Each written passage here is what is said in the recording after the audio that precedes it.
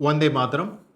Legal லவுல் channel மூலமாக மீண்டும் உங்களை சந்திப்பதில் மகிழ்ச்சி. சென்ற வாரம் மோட்டார் வெஹிக்கிள் ஆக்ட் 1988 படி வாகனங்களை ஓட்டும் பொழுது நாம் என்ன விஷயங்களை மனதில் வைத்துக் கொள்ள வேண்டும் என்பதை பார்த்தோம். இந்த வாரம் நாம் நம்மளுடைய வாகனத்தை ஓட்டிச் செல்லும்போது ஏற்படுகின்ற விளைவுகளில் மட்டுமல்லாமல் நம்மளுடைய குழந்தைகள் அந்த வாகனத்தை ஓட்டிச் செல்லும்போது ஏதாவது ஒரு விபரீதம் நடந்துவிட்டால் எந்த வகையில் நாம் அதில் பாதிக்கப்படுவோம் என்பதை பற்றி பார்க்கவிருக்கின்றோம். செக்ஷன் 199A கிளாஸ் 1 என்ன சொல்லுது அப்படின்னா, வைக்காரியஸ் லயபிலிட்டி அப்படிங்கிற ஒரு வார்த்தையை சட்டத்தில் பயன்படுத்தியிருக்காங்க. வைக்காரியஸ் லயபிலிட்டினா என்ன?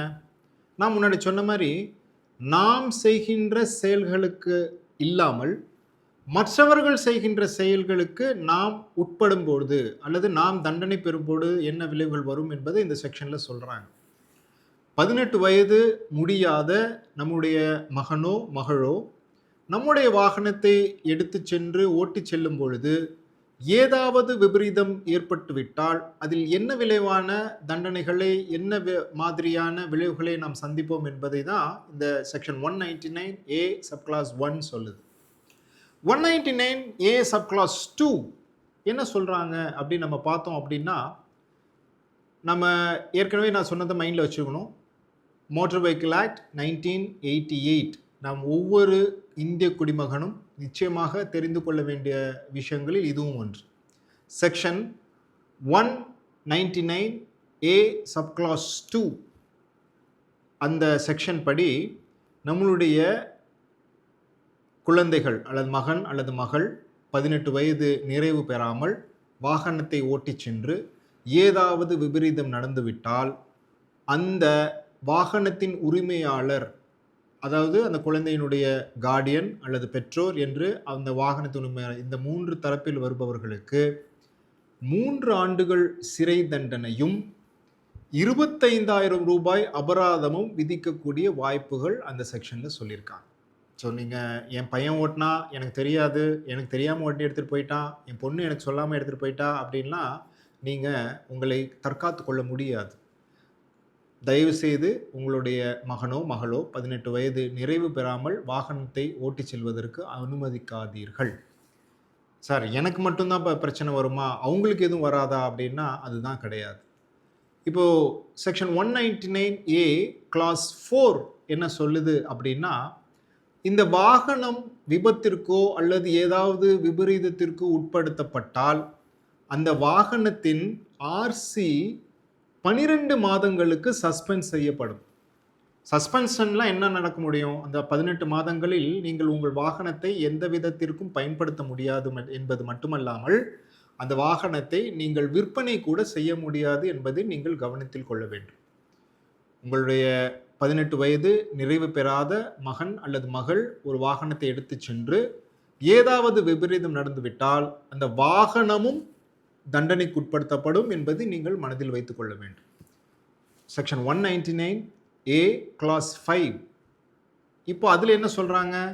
18 வயது நிறைவு பெறாத ஒரு இந்திய குடிமகன் வாகனத்தை எடுத்து சென்று ஏதாவது ஒரு விபத்திலோ அல்லது ஏதாவது ஒரு விதமான நிர்பந்தத்திற்கு உட்படுத்திவிட்டால், பொதுவாக நமக்கு எந்த வயசில் வாகனம் ஓட்டுவதற்கான லைசன்ஸ் கிடைக்கும்னு பார்த்தீங்கன்னா 18 வயது நிறைவு பெற்றால் கிடைத்துவிடும்.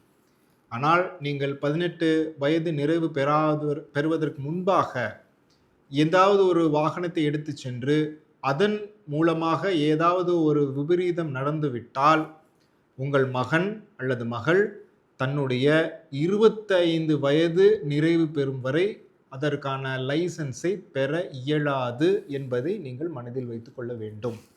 ஸோ பனிஷ்மெண்ட் உங்களுடைய குழந்தைகளுக்கும் இருக்கு. சார், இதில் இன்னொரு முக்கியமான விஷயம் என்ன அப்படின்னா, 25,000 ஃபைன் என்பதை பார்த்தோம், 3 வருடங்கள் சிறை தண்டனை என்பதை பார்த்தோம். இதோட நமக்கான தண்டனையின் வீரியம் குறைந்து விடுமா அல்லோ அதோடு நிறைவு பெறுகிறதா என்றால் இல்லை.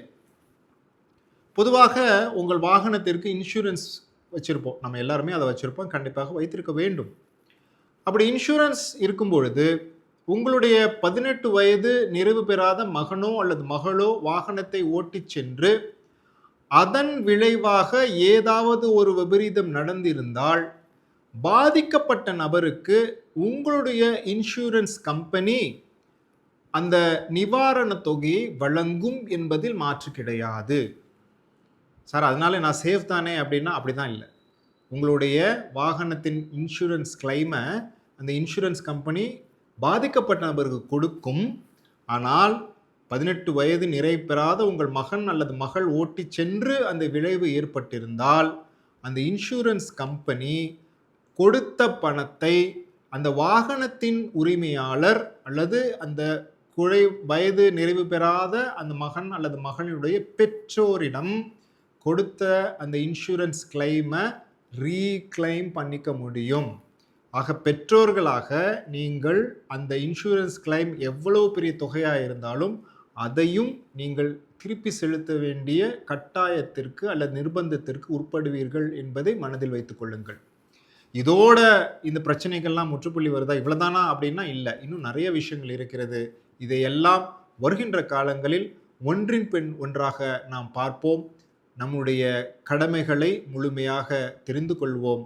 வாகனம் ஓட்டி செல்லும் பொழுது நீங்கள் உங்கள் பாதுகாப்பை மட்டும் மனதில் வைத்துக் கொள்ளாமல் நீங்கள் ஓட்டி செல்கின்ற வாகனம் மற்றவர்களின் உடைமைகளுக்கும் உயிருக்கும் உரிய எந்த பாதுகாப்பையும் தர வேண்டும் என்பதில் மனதில் வைத்துக் கொள்ள வேண்டும் என்று கேட்டுக்கொண்டு இனி வருகின்ற காலங்களில் இன்னும் விரிவாக இந்த சட்டத்தை பற்றி நாம் பார்க்கவிருக்கிறோம். அதுவரை உங்களிடமிருந்து விடைபெறுகிறது உங்கள் அன்பிற்குரிய நண்பர் வழக்கறிஞர் கார்த்திக் பாபு. ஜெய் ஹிந்த்.